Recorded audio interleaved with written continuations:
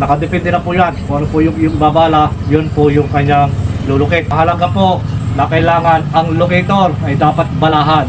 Lalo na kung yan ay manual, kapag hindi mo po yan binalahan, volume po ng tubig ang kanyang ilulukit. Ito pa rin mga katis, mga kababayan.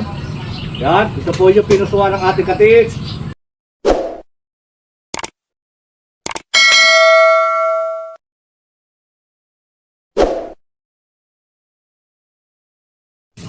Isang mapagpalang araw po at magandang buhay sa atin pong mga kababayan mula po sa probinsya ng Quirino.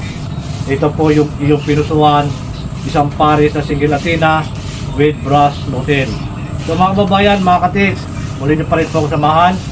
Kapagbabahagi pa rin po ang demo, kalaman na akin pong ibinabahagi. At sa pag-demo pa rin po ng ating locator. So ito po ay bala-bala pa rin. Kung pa rin po yung ating ibabala, yun po yung ating malulukit. Kung simento, alkitra, bomba, poison, at magiging po doon sa mga gold bar o diamond black. Nakadepende na po yan. Kung ano po yung ibabala, yun po yung kanyang lulukit. Mahalaga po na kailangan ang locator ay dapat balahan. Hindi po pwedeng walang bala sa locator, lalo na kung yan ay manual. At kapag hindi mo po yan binalahan, volume po ng tubig ang kanyang ilulukit. So mga kababayan, mga katits, meron po ako pambala dito. Ito po yung 24 carats ring na siya kung gagamitin bala sa atin pong single antenna na isang pares. So sa pagbabala nyo pa rin po mga katits ng ating pong pambala na kasama sa ating locator, yung pong pambala para mahanap mo yung entrance tunnel, exit tunnel, saradong tunnel, bagay sa second deposit ay kasama po yan sa atin pong ipinapadala. Ito pa rin mga katis, meron po kinulukit ito. Ito po yung gold. Gamit po natin ang 2 pirasong single antenna. So mahalaga pa rin po mga katis, mga babayan, yung pagpahid ng dulo ng antenna sa lupa. Yan po ay malaki ang maitutulong, lalo na kapag pabago-bago po tayo ng area na atin po pinupuntahan. Sa paggamit pa rin po natin ng locator, mahalaga po yung kagandahan ng iyong kaluban. Kagandahan ng iyong pag-iisip, hindi kasakin sa anumang mga bagay. Kailangan parehas po yan, patas, at higit po diyan, yung maganda yung iyong layunin, maganda yung iyong kaisipan, hindi ka nang lalamang sa kapwa. Yan yung isa sa mga katangian na kapag mayroon kang isang locator, ay dapat maganda yung iyong layunin, ikaw yung magiging huwaran ng ating pumakatits, ikaw yung dapat tularan. So mga kababayan, mga katits, sa paggamit pa rin po natin ng long range locator single antenna, mahalaga na dapat isichik din po itong ating handle. Kailangan hindi po siya nagwiwigil. Dapat maganda po yung pagkakainin niya, maging tulad para doon sa bike, maganda yung pagkakaikot niya, wala siyang wigil. At kapag hinawakan mo na yung ating handle, dapat gitna ang palad. At focus yung ating kaisipan, hindi naglalayag, lalo na kapag tayo nandun na sa area. So maganda mga katis, mga kababayan, dapat matutunan nyo pa rin po yung pagtaas at paghawak na ating locator. Yan po ibinabahagi ko kung kayo man po ay baguhan sa paggamit o papasok kayo sa mga pagtitreasure. So kailangan dapat pag-aralan nyo po yung paggalaw ng ating pong locator. Dapat makuha nyo po yung frequency ng ating pong locator, yung magnetic well. Pag-aralan po natin, lagi nyo pong tandaan mga katis, wala gadag simulang marunong, lahat po yung pinag-aaralan. Pero kapag maganda yung kalooban, tandaan mo mga katis, mabilis na ipagkakalob sa iyo makapagpagana ka na sa locator dahil yun yung layunin mo, yung makatulong ka sa kapwa. So mga babayan, sa pagtaas pa rin po natin ng ating locator, yung pamantayan natin, pag itinaas mo po yan, tamang taas lamang. Yun lang dito lang sa may tapat ng kilikili, hindi sila lampas balikat. Tamang taas lamang, pag inunot mo yan, tamang taas, tungo na kaunti. Pag itinaas mo yan, tungo na kaunti yan. Hindi yung pag itinaas mo, saka mo palang itutungo. Dapat kalkulado mo na, pag itinaas mo, nakatungo na siya. Yung tamang tos na sinasabi ko, pag itinaas mo, tamang tungo. Yung tamang tungo na kaunti. So itinaas mo yan, tungo na kaunti na yan, naka-ready na yan. So, hihintayin mo na yan na gumalaw kung saan man hihilahin ng aura ng gold. Huwag mo na siyang pukontrahin. Mas maganda yun mga katis. Kailangan pagsikapan mo na matutunan mo yung makapagpagana ka na sa locator. At kapag ka nangyari yan mga katis, yan ay isang malaking biyaya para sa iyo. Dito pa rin mga katis, mga babayan, ito po yung paggamit natin kapag 2 pirasong single antenna. Tamang taas lang po yan at ito na po yung ating guide, yung tagiliran natin. So, huwag pong malimit, kailangan naka 1 feet and a half. O yan. So ito pa rin, pang tinaas po yan, dapat tamang taas, sabay. At kapag tinaas po yan, pakikiramdaman mo na po yan kung saan po yan babalik.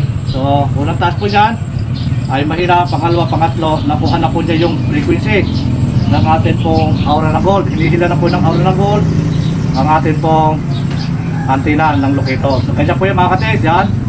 Hinihila na po yan.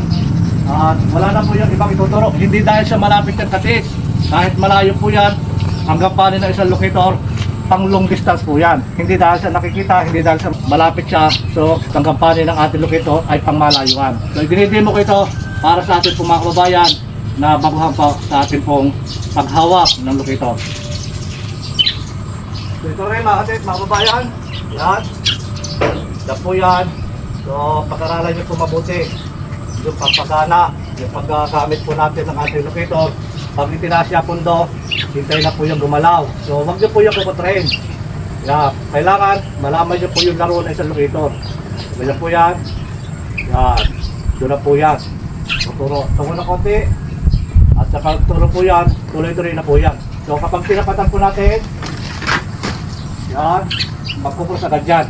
Yan po yung kagandahan na kapag bago ka pa lamang, kahit hindi ka ganong magaling sa pagpapagalaw po ng ating locator, pag tinapatan mo siya, mapupros agad yan. So, ibig sabihin, malalaman mo, nasa tama tinatapatan mo na yung aura ng gold. Ang kailangan mo lamang, kapag 2 pirasong ganito, ay 1 aura meter.